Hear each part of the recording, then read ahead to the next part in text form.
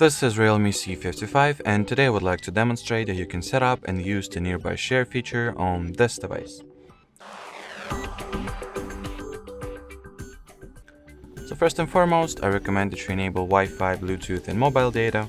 Then among the available tiles at the notification panel, find the one that says Nearby Share, then touch and hold at its icon. In order to activate the Nearby Share feature, you will need to, switch this toggle on. And from here, you can rename the device if necessary, then enable its visibility or disable the visibility respectively.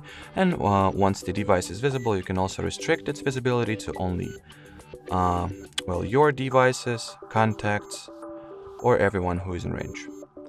And finally, you can also modify the data mode that will be used for the file, transfer.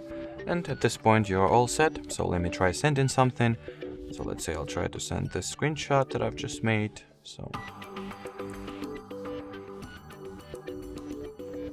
here's my device. Now I gotta accept the transfer at the receiver's end and wait for the image to get sent and received. And well, here it is. Alrighty, so that will be it. Thanks for watching and bye bye.